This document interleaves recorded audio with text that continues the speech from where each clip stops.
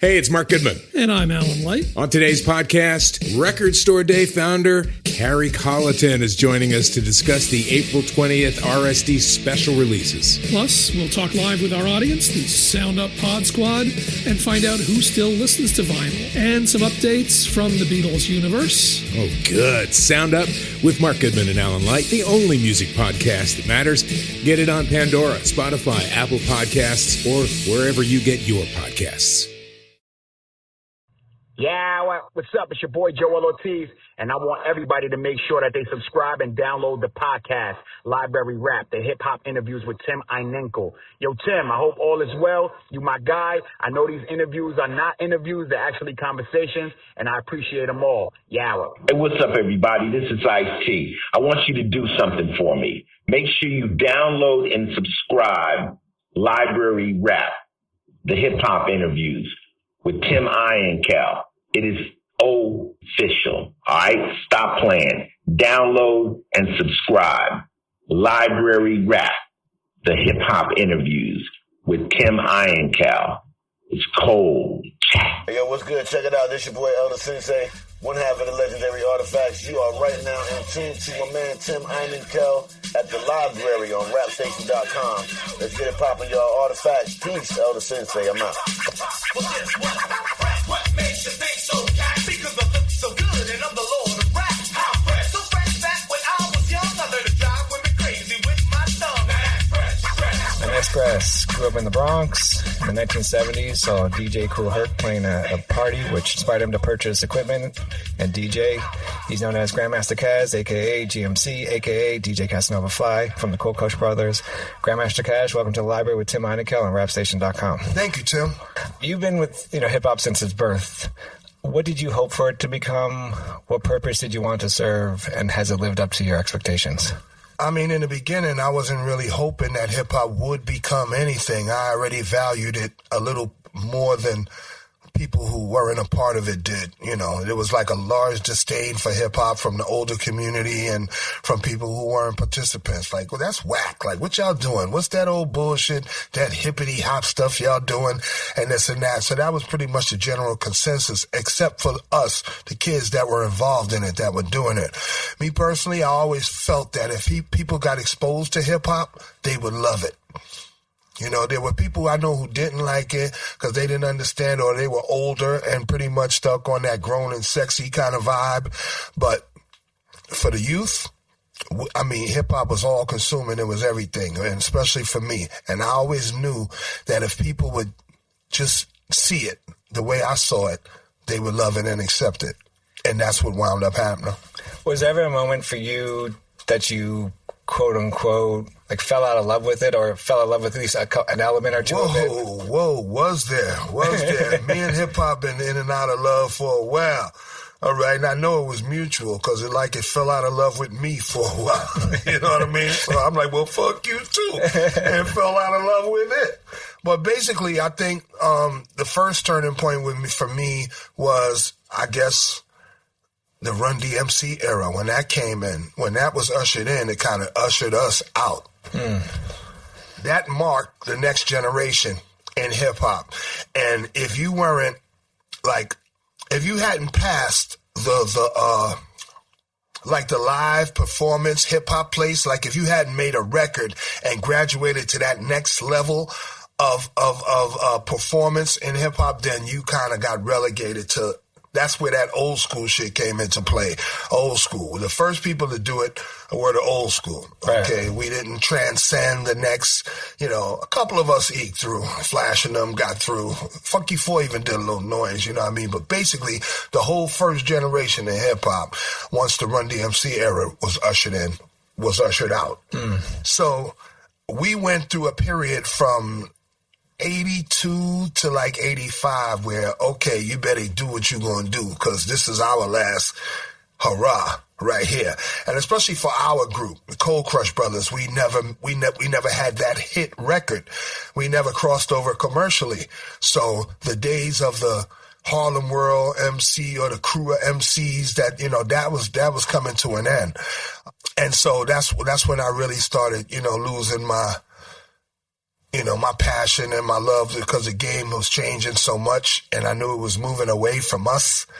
So I say that first 83, 84 to 85 era, I knew that, all right, we're on our way out of here. Was there, during that time, was there ever was there an attempt by the quote-unquote old school and, I guess, Run DMC artists to connect, or was it like an industry thing that kind of separated you guys from connect? The industry separated us, and that reminds me, Kool Moe Dee has a line in a song that we got called Otis. It's called Notice, actually, and he says, your industry cats separating us, but they can't eliminate what's innate in us. Nice. You know what I'm saying? That's what happened. The industry separated the artists from the first school of hip-hop. First of all, because they stole a lot of our shit, okay? And secondly, it was like, okay, emulate these guys, but don't, you know what I mean? Take the best of what they have, all right? But don't dress like them, because people ain't dressing like that no more. Don't, you know what I mean? That kind of thing. So that Run DMC psyche is really us, but with like revamped. Right. Revamped, you know what I mean? They had our same energy, you know what I mean? Our same drive, our same showmanship, but they dressed normal. They dressed like we dressed in the street. And what we were doing is we were putting on outfits and trying to become rock stars. We were copying the Furious Five, basically, because they're the ones who was on the road with the funk bands and the Rick James and the Barcades. They came home. They was like, oh shit, that's how they dress. That's how stars dress. That's how guys on the road. And then all right, let's adopt it. Let's go to the next stage. But we kind of went a little too far with it, though. Yeah, but that's the first time I was like, you know what, this shit, this ain't ours no more. Is that also when you kind of knew that the culture has become a business venture for people? I mean, is that, or did you also, when you were there, when you started, did you know it was going to be a business venture? That's one of my biggest regrets. If I would have known that hip-hop would have grown to these proportions, I would have owned hip-hop. I would have put a patent on hip-hop. I would have, you know what I mean? I would have trademarked hip-hop and everything about it. Right. You know what I'm saying? But none of us really could say that we knew that hip-hop would grow to these proportions. And when you're in the culture, when you're involved in it, when you're a player, you're not looking at it from an owner's perspective. You're not looking at it from a general manager's perspective or a booking agent's perspective or a publisher's perspective or anything. You're looking at it from the inside, looking out. You're an artist. You're in it. You're participating in it. The people who were on the outside looking in were the people who had, okay, we probably could make some money off of this thing. See, these are people who weren't talented enough to do the actual acts. They weren't DJing. They weren't MCing. They weren't B-boying. They wasn't doing graffiti. They were standing on the outside watching people do it and say, damn, you know what this probably could grow into? Right. You know what I mean? So I think those are the people who really got behind hip-hop and started moving it forward commercially. Had I had that mindset, or had Kool Herc or Bam or Flash had that mindset, we would own hip-hop. Do you think the people that did push it as a business, the argument is that if it wasn't pushed as a business, then some people say the culture would have died. Do you think is a way that, if you're going back, do you think there would have been a way that you could have pushed it as a business to keep it true and keep the culture, or did it have to be pushed this way? If hip hop hadn't grown to its proportions, then what would have replaced it? What would have been around? Right. There still hasn't been anything that's rivaled hip hop since hip hop happened. Right. Okay, so even if it wasn't commercial, it still would have been here culturally. We still would have had block parties. We still would have jammed out in the park. We still would, go out in the park and do what we do every summer and still give parties and stuff. It just grew. It just grew. And when other people get involved, they're like, guess what? You can do this. You can bring it here. We can take it here. You can do it here. Maybe we could, you know what I mean? But when you're part of it, you good. We was good doing him. We didn't need records. We didn't need that. Nobody asked for that. Nobody was like, ooh, let's go to the next level of it. No, we was good. We was good. And if the industry never came along, I believe to this day we would still be doing what we do. The people who really do this shit for real would still do it. It would still go on whether it was commercially viable or not. That's what I'm saying. Just culturally, it would still go on. It would still be happening. When you look at the commercial aspect of hip hop culture, the rap portion is the representative of the culture. You've done, I feel like, every element, or know every element. I've done every element. I've covered. I've graffiti, breaking, DJing, and MCing. Is there one? I do a little beatbox too, but only in private. is there one? It was up to you. Is there one element that's not the MC that you would want to represent the culture, or does every? I think DJing would represent the culture the second best, because the culture starts with the music. Okay, no DJ, no music. No music, no party. No party, no hip-hop. Right. Okay? So the DJ is the cornerstone of this culture. And the DJ represented hip-hop before any other element was deemed hip-hop. Okay? It all starts with the DJ. All right? And that party and that music and those particular songs that, you know what I mean, that separate DJs from hip-hop DJs, that separate disco or R&B or any other kind of music you would play from hip-hop music. One thing that impressed me when I was reading up on you is that history has it that you were the first DJ/rapper. You know what? Is that true? That is as true as I remember. I think there were a couple of people who might have tried it or might have played a dual role, but I don't think they excelled the way I did. I mean, I was like one of the best DJ and the best MCs. And I was the first person that DJ'd simultaneously. Like, I had DJs down with me, but if you mess me up when I'm on a mic, I don't want you to DJ for me no more. I'm not going to take a chance on you DJing and messing up so I cut my own records, especially if it's a rhyme that I really want to get off and I know I don't trust nobody. I cut my own shit, and that's how I learned to play for myself. Doing those multiple things, is that just a natural skill? I mean, I guess the question is why don't more people do it? It ain't easy to do, first of all. And why don't everybody beatbox, okay? Theoretically, it's like, but really, somebody being able to really do it, it's an acquired skill. It takes something that you really have to, be into. And there were people who DJ'd and people who were on the mic, like Lovebug Starsky. Lovebug Starsky was a DJ and an MC, but he was more of a DJ MC. Like he MC'd with the records, in between the records he played, and he did crowd participation, stuff like. He wasn't rhyming, like saying rhymes like this. I'm Grandmaster Caz with the most pizzazz, and I'm a dance. And he wasn't doing that and cutting records, okay? And he wasn't even cutting while he played. He just talked between the records, and he embellished the music. I do that as well. I got that from him and DJ Hollywood and those guys. But I can also MC. You understand what I'm saying? Yeah. Just forget the turntable. Just me and the mic, man. I can MC. I battle MC, party MC. You know what I mean? Stories. I mean, that's me. I'm one of the most well-rounded people doing it. So even if somebody did it, they didn't do it close to the level that I did it on. So I'm not going to say nobody else ever did this, but there's nobody I could think of. And nobody else that nobody else could think of. So that's why they say me as the, the premier DJ MC. But I don't want to take nothing away from let's say a DJ Hollywood, for example. He was a DJ and an MC, but more of a master of ceremonies than a rapper. Right. You know what I'm saying? Lovebug was more of a master of ceremonies than a rapper. See, I'm a master of ceremonies and a rapper. Which gets me to, I want to ask you about the name, Grandmaster.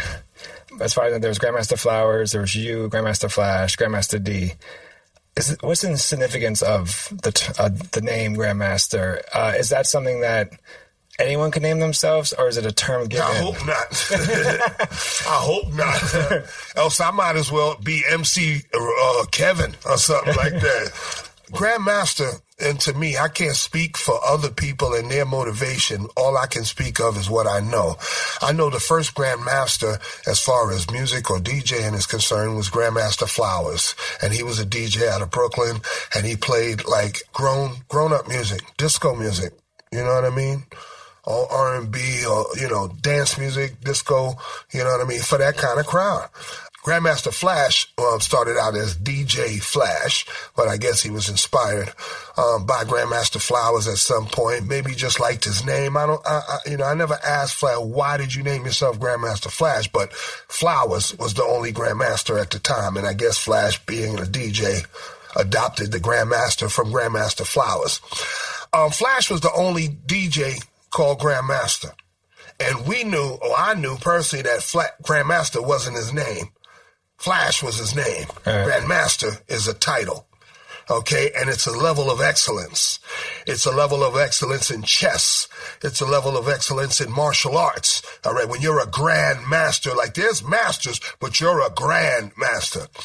One night I was in a club DJing with my partner, Disco Wiz, and there was a club called 462 on Webster Avenue in the Bronx, and I was cutting up a record back and forth. Now, Flash was known throughout hip-hop as the fastest DJ, okay? Faster than Flash is fast, Flash is, you know what I mean? So in order for you to have some credibility, you had to be somewhere close, right? You know what I mean? Or be able to do some of those things that Flash did.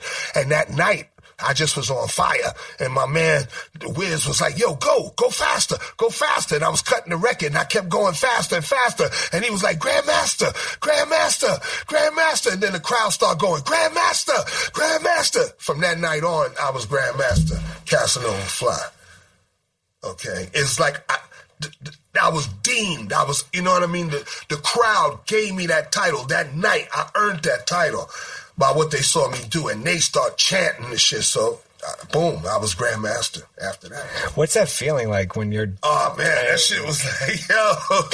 I mean, to have the whole crowd like, go, Grandmaster. Yeah. Grandmaster was like, wow, I was elevated to this status. Did you know at that moment, I mean, when it was happening, or was it like you got home and I was like, oh, shit. No, from that hit me right there. I was like, oh shit, I'm a Grandmaster.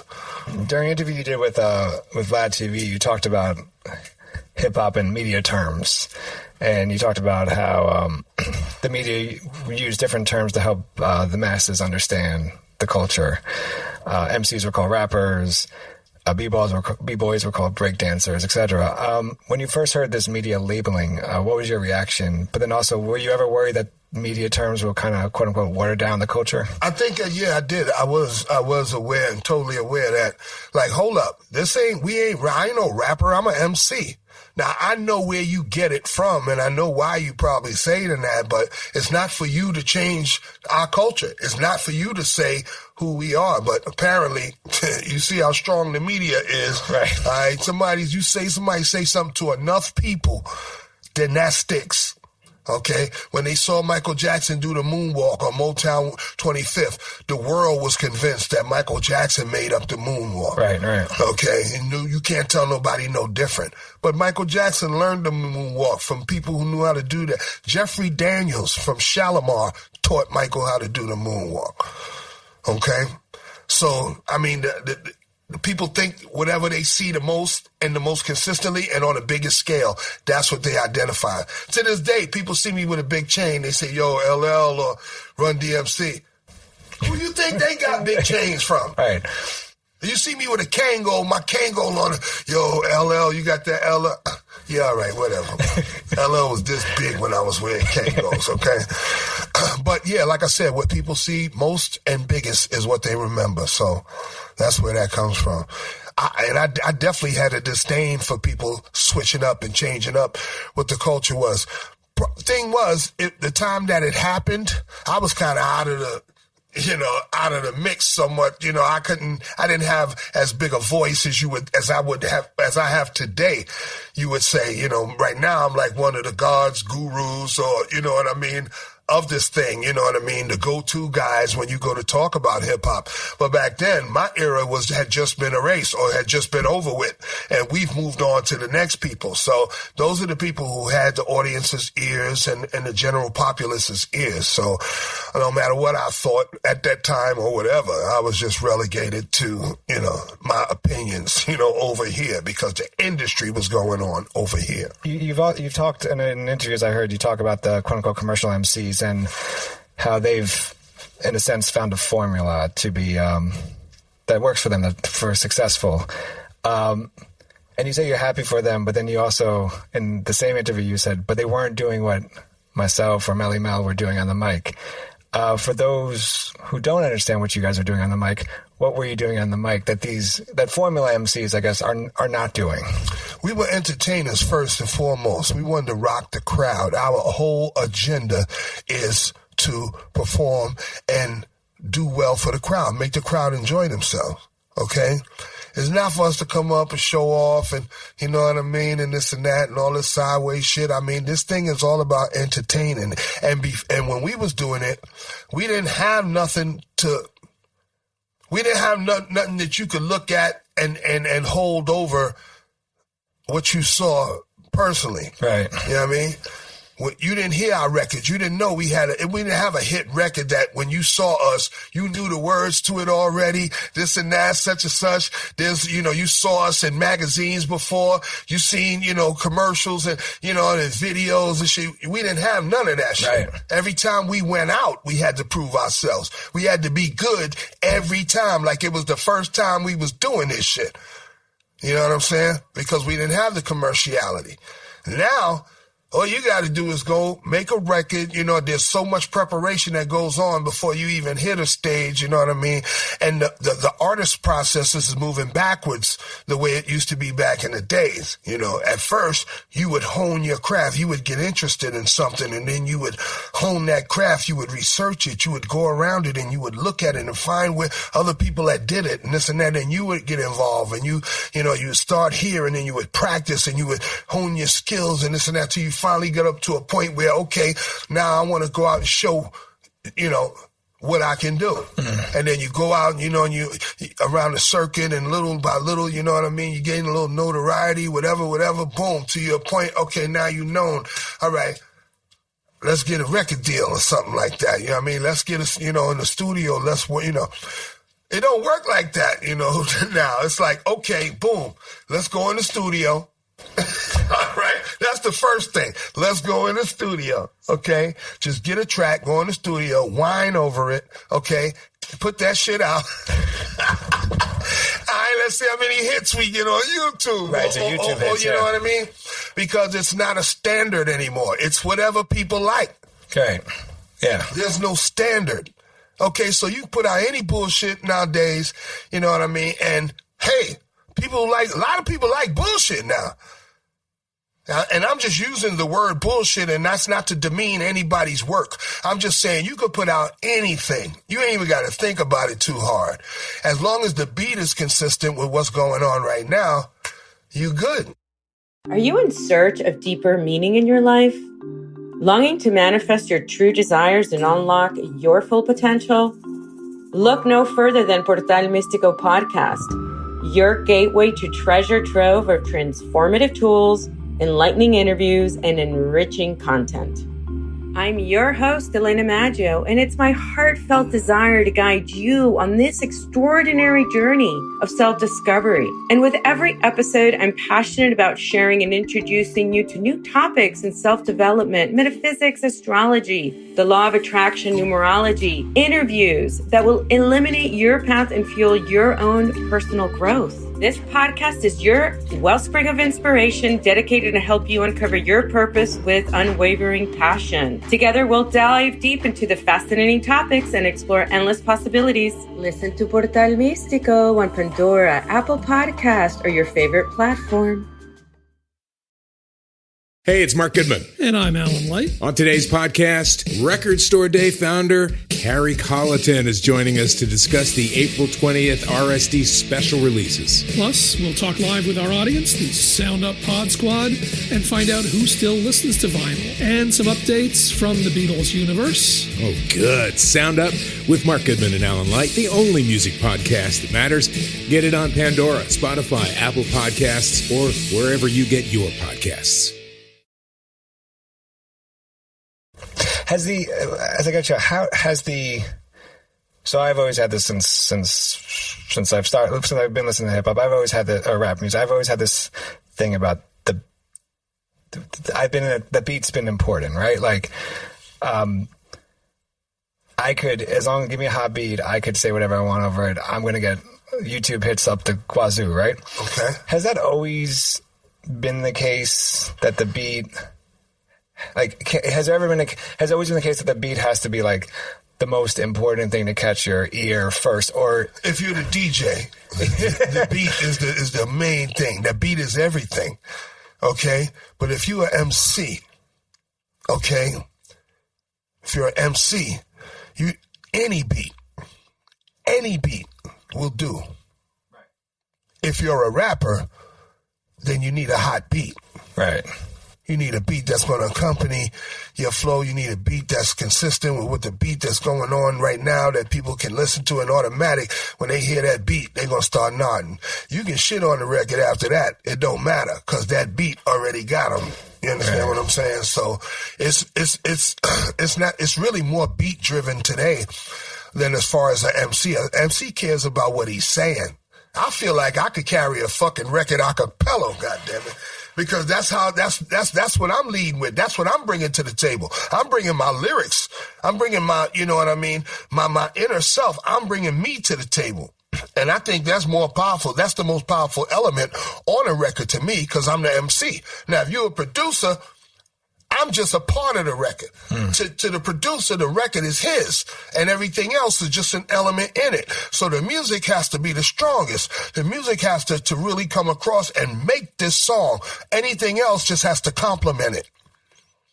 See, so the industry attitude and the record-making process's attitude towards it is different from my attitude. I'm an MC. I'm just like a singer who can really sing. You ain't got to turn no fucking music on. Listen to this. Right. Listen to Mariah Carey sing without a fucking beat, and you totally immersed in this shit. Listen to Whitney when Whitney was, you know what I mean? She didn't need no music. Sir, because their singing is the music. Right. Their voice is the music. Me, when I MC, my words is the fucking music.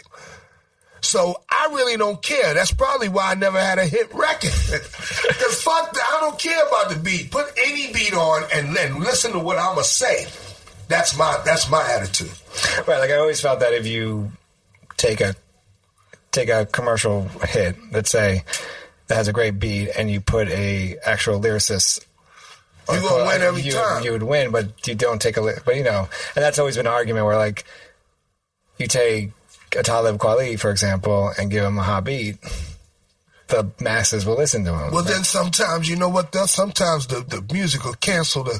if the beat is that good or if it's that memorable a song, then that's the record. Right. You know what I mean? I mean, as hot as Biggie was on Juicy, the Juicy was the record. The track underneath it was the track. He complimented it excellently.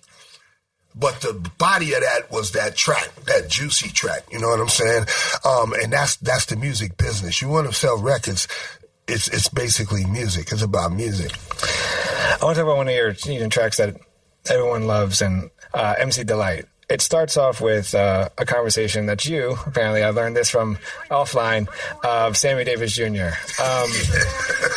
And then even when you go to the Hush Tours Instagram page, there's a picture of Sammy Davis Jr. with turntables. Really? And it says, remember, it's on his birthday, remember one of the greats. I guess, what is the significance of having Sammy Davis Jr. on this track?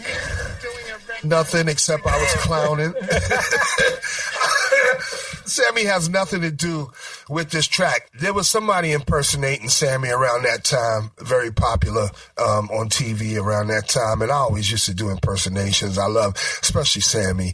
And it was something that we were clowning around with prior to the time. So, I was just messing around in there, trying to do a little intro, you know what I mean? And it was like me talking, or Sammy talking to me, like interviewing me about this record. And like I said, I didn't even think we were going to keep it. It wasn't like an integral part of the song. It was just us clowning around. But, we kept it. It was kind of funny. Speaking of the Hush Hip Hop tours, is there a favorite moment for you when you do it, like a favorite story to tell? Well, I love telling the story about how I got my name, how I got my Casanova name, and then it eventually led me to, DJing and being actively involved in the culture. You know what I mean? I don't want to give it away. You got to come on a tour to hear the story, but it's pretty funny. That's the one I like telling the most. But the tour just gives me an opportunity to kind of spread what I call the gospel of hip hop to the masses. You know what I mean? Most people pretty much have a pretty broad idea of what hip hop is, how it's come about. But there's like small, nuances and things that people don't know. And just a little thing you could add to something and would open up a whole new world of things. And everybody's got a phone with a Google now. So everything you talk about, they can instantly find out about. And we're pretty visual on the tours as well. So we give you, visuals as well. So, it's been great for me for this past 15 years. It's just another way for me to, kind of reach the masses, one busload at a time, because I haven't been able to travel, outside the United States for over 12 years now. And, passport problems. And, I know I got a large, contingency of fans and stuff, in other countries and stuff. They contact me all the time through social media, and I've done projects. I've got records out in other countries. People send me the track, a few dollars. And, I get on, bless the track, and hey, I got a song out there with some cats in Poland. I got, songs out in Germany and, stuff like that. So that keeps me connected, that and the hip hop tours, the bus tours. I was looking at the Hush Tours Instagram page, and I was looking at your tour yesterday with Sadat X. Yeah. And I noticed that you guys started, I think it was from the tour, but you stopped at the Graffiti Hall of Fame on 106 in Park. Uh-huh. And I appreciate that because that's the high school I went to. Really? I went to Central Park East Secondary School. Ah, that's crazy. So we used to we used to be able to, we were playing football in the yard. There was the turf was not there when I was there. Right. And, guys would be on ladders doing pieces, and there's appreciation in that because... What year did you... I graduated in 97. And they've been doing this, I know over 40 years now. Yeah, it's a... So long before you were there. Before I was there. And it's an amazing piece because for me, there's that respect that the artist gets because no one paints over their piece or tags over their piece. Right. Well, that's a respect factor that the community has for the artist and for the work that's done. You'll have your assholes every now and then. I mean, there was a year or two that the Tatch Crew had this little scourge, right, and and their hater, and every time they did the outer wall, he would come out and just desecrate it. And for me, it was damn near hurtful. Like you did that to me, because I bring a busload of people here 3 times a week. You know what I mean? And one day I come with the group and I see a fresh, I see them doing it, as a matter of fact.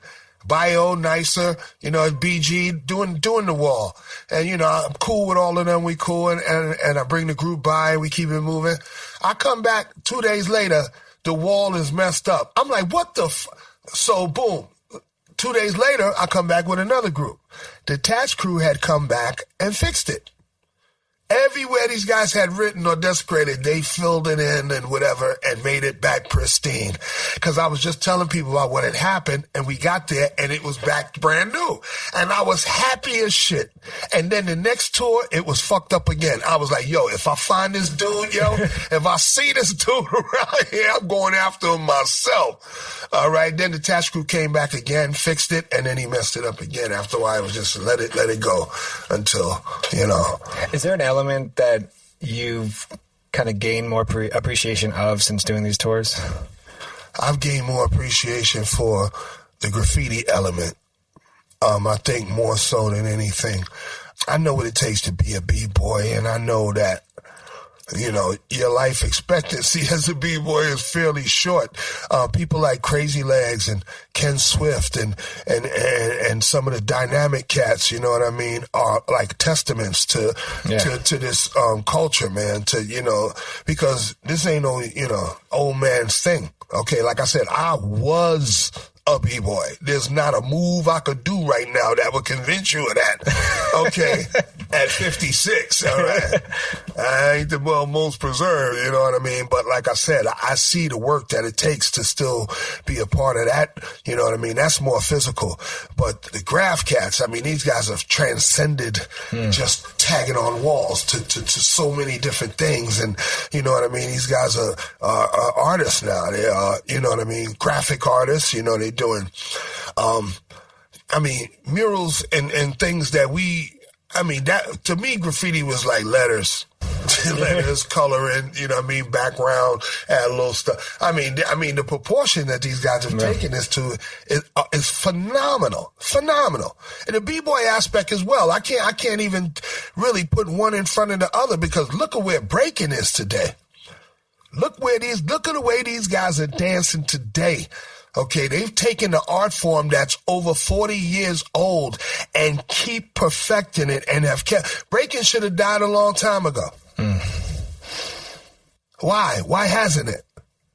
Because it's so fucking cool. That's why. And every generation that sees it picks up on it. So it's going to go on. Rap, as far as a business or an industry, I don't know how long it's going to last, but I know as a culture, it's always been around in one form or another, and it'll continue. If it ever comes to an end, it'll be because of the commercialism of it. Because just as a culture, it would always be here. It would always be around. And it'll take another form culturally again, and it'll start somewhere, kind of obscure, obsolete, and then, it'll catch on again. It'll seem like it's a whole new thing, but basically there is nothing new under the sun. And hip-hop didn't invent anything. It reinvented everything. Are you in search of deeper meaning in your life? Longing to manifest your true desires and unlock your full potential? Look no further than Portal Místico Podcast, your gateway to treasure trove of transformative tools, enlightening interviews, and enriching content. I'm your host, Elena Maggio, and it's my heartfelt desire to guide you on this extraordinary journey of self-discovery. And with every episode, I'm passionate about sharing and introducing you to new topics in self-development, metaphysics, astrology, the law of attraction, numerology, interviews that will eliminate your path and fuel your own personal growth. This podcast is your wellspring of inspiration, dedicated to help you uncover your purpose with unwavering passion. Together, we'll dive deep into the fascinating topics and explore endless possibilities. Listen to Portal Místico on Pandora, Apple Podcast, or your favorite platform.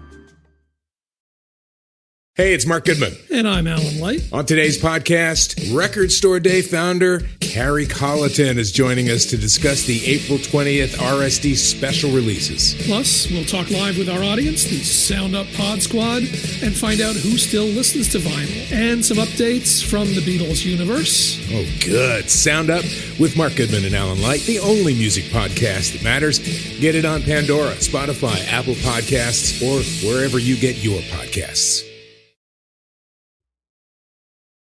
Speaking of which, we're in the room that you famously wrote in the Art of Rap. You wrote the rhyme that one of my favorite rhymes of the whole entire piece, because we were actually watching you write live one shot.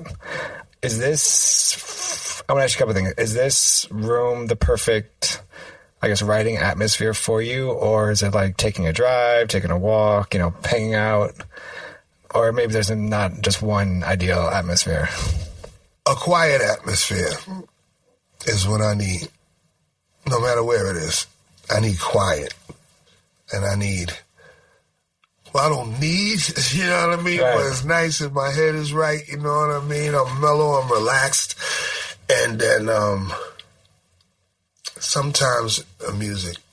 But really, some of the best things I've ever written, I didn't write to music. I just wrote them. Music that, any type of music, or music that... No, like a beat, like a track or something that I'm going to say it to. You already got the tempo, you know how hard the beat is, or how, you can, but see, when my best stuff that I write, I don't write to music, I just write.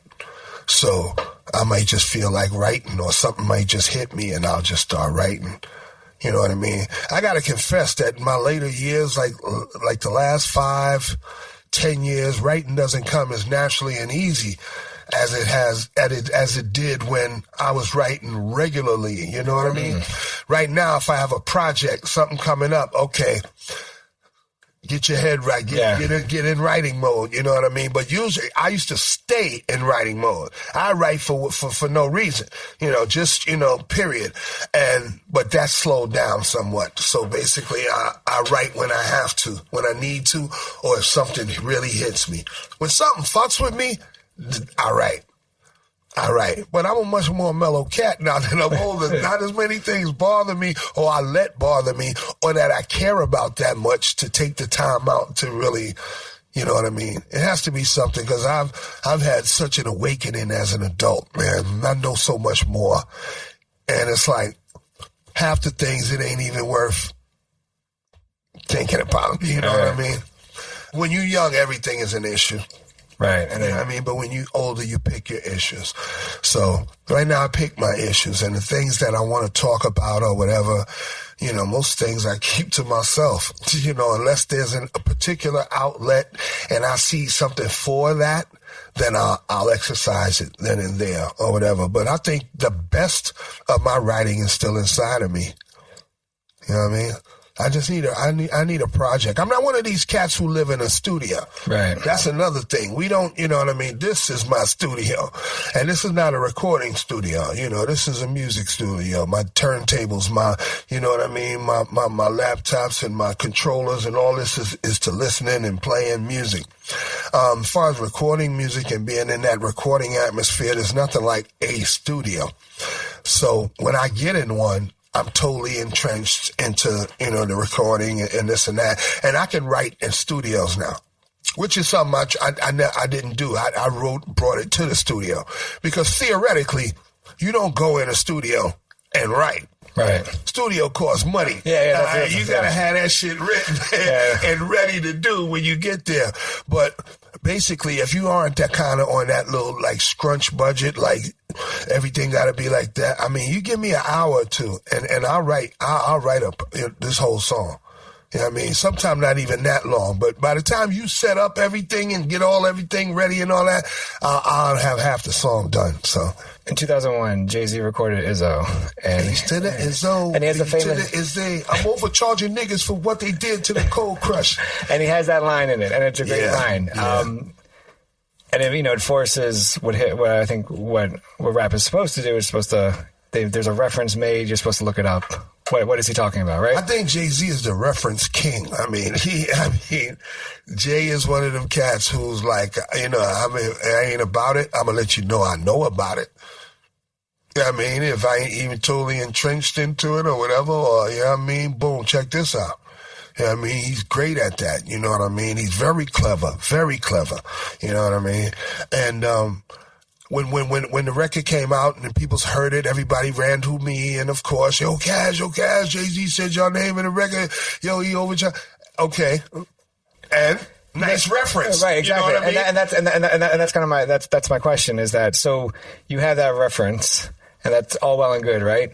And then you have Macklemore doing Downtown, where and I'm going to connect this in a weird way. And he does it in a way where he's not just paying homage to you lyrically, and he's also paying homage to you in a physical sense because you guys are physically brought out and rhyming. Why do you think is there a disconnect between the old school generation, quote unquote old school generation, and this newer school generation that does not have more of your school on their records? Is it a business thing, or is it organic in hip hop, or what? All right, let me go back. I'll answer that question, but let me go back to the Jay-Z thing. When I first heard it, I was like, oh shit, cool. Right? But other people were like, yo, but you heard it? Like I was supposed to expect something from it. Like, what do you expect from it? What you think? He supposed to write us a check? Right. You know what I mean? The point he made that he's overcharging the industry for what they did to groups like us back then by not, you know what I mean, paying us what they owed us. And I don't even think he meant the whole Cold Crush. I think he was referring to the Big Bang Hank thing with me. You know what I mean? Unless he knows something I don't know. Right. All right. But, you know, everybody was like, yeah, like we was going to be on his next record or something like that. Right. I said, he made a reference. You know what I mean? It is what it is. He's robbing from the rich in the name of the poor. Right. Not to give to the poor, in the name of the poor. Oh, you the poor people that you rob, I'm robbing you for them. Now, I ain't giving it to them, but I'm robbing you the way you robbed them. Right. That's basically what he said. And you know, and everybody was like, yo, yeah, just like, come on, knock it off, man. He made a cool reference. You know what I'm saying? We ain't gonna be on his next album and his video and none of that. All right, knock it off. And just, I'm not trying to, you know, I'm not trying to be gossipy, but do you think that decision is conscious, or is it an industry thing? Like where it's like, I think it's kind of industry-ish. Like don't mess with them old school cats. Like don't bring them up. Like don't bring, you know what I mean? Let's not, you know what I mean? I don't know. It seems that way. You know, and I don't think it's the artists themselves. I think it's just like a broad kind of overview. Like, you know what I mean? Let them, you know, because I don't see nobody reaching out like that. Not even us. Don't even forget us. Ain't nobody calling Rakim to be on records. Ain't nobody calling KRS-One to be on records. You know what I mean? I ain't never seen Houdini guests on nobody fucking record or nothing like that. So not only are they not reaching back to us, they ain't reaching up that far. You know what I mean? So I think it's just a thing that each generation wants to be responsible for their generation. I think they're trying to achieve in their generation what we tried to in ours. And we wasn't trying to pull nobody in either.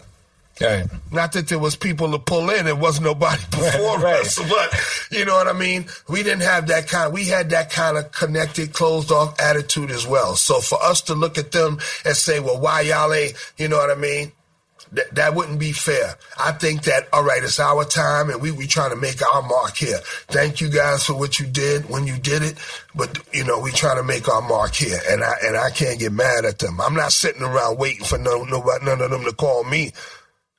I don't know about nobody else from the old school, but hey, that's not me. Anybody reach out, I'll reach back. Right. You know what I mean? Macklemore reached out. You know what I mean? We reached back. They was like, yo, you know, this and that. We want to do this and that. We don't know if it's going to work or if it's going to even fly, but we'll, you know, y'all going to be good for your troubles. You know what I mean? And even if it didn't fly, we was good. We was like, oh shit. You know what I mean? A week later, he called us, yo, it's flying. All right, boom, we got more for you, and then we want to shoot a video, and then boom, we shot the video. 3 days later, we on the VMAs, we on Jimmy Fallon's show, we doing Christmas Eve with, you know what I mean, Ryan Seacrest, we on the EMAs, we win. Look behind you. That's an MTV award, all right? We won the European Video Music Award. I've only seen those on TV. I only seen them on TV too. Much bigger so the shit came in the mail, yo. But speaking of that, do you think? Because you, like you said, you are the first generation, right? Do you think there's always going to be a disconnect between every new hip hop generation? I think there is. I think there'll always be a disconnect because they'll always feel that need to hold on to their time, their era, or to progress their time, their era. Us, we got our inspiration from what came before us. Okay? The music that came from hip-hop came from music that we grew up listening to. Right. You know what I mean? We didn't say, fuck James Brown, this is hip-hop. We used James Brown to make hip-hop. You know what I mean? We didn't say fuck Isaac Hayes and fuck so-and-so. We used everything that we could get from them. The part of it that was cool to us, we preserved, and we turned that shit into hip-hop. So ain't nobody taking no lessons from us. Ain't nobody reaching back and using our... Yeah, I mean, if one of us had a hot record or something, yeah, some producer, they'll sample that shit and use it. But as far as the artists themselves, reaching back to the artists, nobody's reaching back like that. You can count the artists on maybe two hands, artists who have, reached back and really, sincerely said, yo, come on, let's do this or something. But all that honorable mention shit and that sideways shit, that shit is cool, but that shit don't pay the bills. Look at that. And look at, hey, you guys were great. Thank you. Right. I want to end with a few lighter, quote-unquote, lighter notes. So to say, you've obviously written a lot and you've, spit a lot. Is there a lyric that you could think of, maybe a line that kind of continuously has you go, oh shit, I wrote that? Like, you're still in awe about? A few things. There's a few things. And I really don't listen to myself. And I don't watch myself on things when I see, like all the stuff that's on you. I don't watch that. Because I don't never really think that I did that good. You know what I mean? I never really think that I killed that. I always think that you could have did this, you could have did that, you could have, you know what I mean? But yeah, there are a few things that when I listen to them, I'll be like, damn, that nigga. Like if I was somebody else, imagine if I was somebody else listening to that and understood, I'd be like, this nigga's a god, yeah. And yeah, there's a few things that I've written like that. I consider myself a great lyricist and a great writer, but there's some things that just go beyond most of the shit that you do. Everything ain't gonna be up here. Right. You know what I mean? But I got a few things that's like up there. That's like, ain't nobody fucking with that. I mean, you remember like when you hear those lines or you read the rap from the art of rap, the stage nigga, don't know how to age nigga, the first cat to put the pen to the page nigga, the key to the cage nigga, the brown and beige nigga, the off the chain meat rack meter engage nigga, the top nigga, walk to your hood with a bop nigga, no drop nigga, but I ain't gotta run from the cop nigga, hip hop nigga, I used to run with your pop nigga, yo, I thought I told you that, I won't stop nigga. The mic, nigga. MCing's like riding a bike, nigga. I'm the beige Timberland and the white Air Night, nigga. I'm the rhyme, nigga. The let's go back into time, nigga. The prime, nigga. That always keep 'em a dime, nigga. I'm the six, nigga. Rather flip flows than bricks, nigga. I should have been long gone, but I'm still in the mix, nigga. I'm the live, nigga. Always last to arrive, nigga. I'm the Cross Bronx West Side FDR Drive, nigga.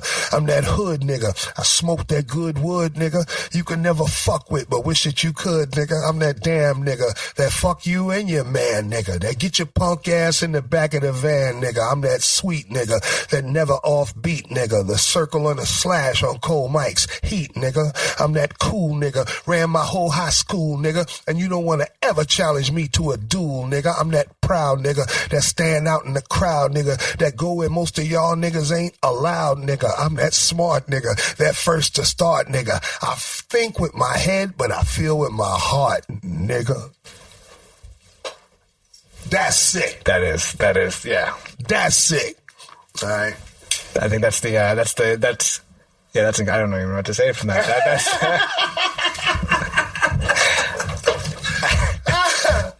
I usually could talk after that. One more question. Tupac yesterday was announced that he was will be the first solo act inducted to the Rock and Roll Hall of Fame. I guess what's your just immediate reaction to that? Your thoughts? I think that's a cool thing that they would consider Pac, but I'm a chronological person, and I think there's other people that deserve that consideration before. I think Tupac, if you're going to eventually, definitely he belongs. But LL Cool J been doing this shit since he was 12 years old. You know what I'm saying? 14 albums, movies, TV. I mean, this nigga's transcended every medium. You know what I mean? When does he go into the Rock and Roll Hall of Fame? After Tupac? Right. He should have went in before Public Enemy. Grandmaster Flash, Run DMC, LL Cool J, Public Enemy, and so on and so on and so on. See, when outside entities fuck with your culture, they turn it around, twist it, and put it out the way they want to put it out. Life is chronological. History is chronological. Why would you change the order of that? Right.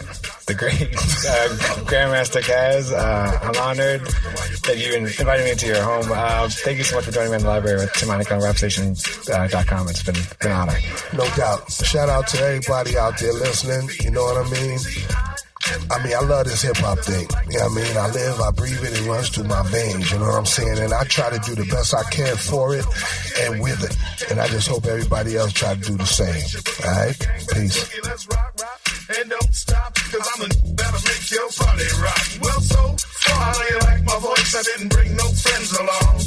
I can handle this one all by myself. Now hit away some things going on. Heard me? Grandmaster. I'm the greatest master with the three MCs. Grandmaster. Who put this thing together? Me, that's who. Grandmaster. I'm the greatest master with the three MCs. Grandmaster. Who put this thing together? Me, that's who. I'm the CAS and the OVA and the rest is FLY. The cat who bit this rhyme was my manager. Pure treason, I'll tell you why. Cause he's 6'1", 2 tons of bum and can't dress to a T. He ain't got no clothes, much less no and ain't even no MC.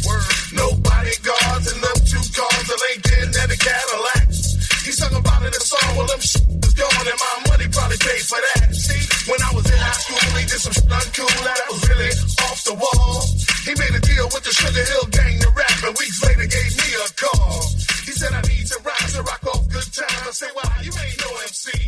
He said these people in Jersey got 2 for the gang, he did a third, so they paid me. I gave it to him thinking checkbooks, credit cards, more money than a sucker could ever spend. But he never gave it. Hey, it's Mark Goodman. And I'm Alan Light. On today's podcast, Record Store Day founder Carrie Colleton is joining us to discuss the April 20th RSD special releases. Plus, we'll talk live with our audience, the Sound Up Pod Squad, and find out who still listens to vinyl, and some updates from the Beatles universe. Oh, good. Sound Up with Mark Goodman and Alan Light, the only music podcast that matters. Get it on Pandora, Spotify, Apple Podcasts, or wherever you get your podcasts.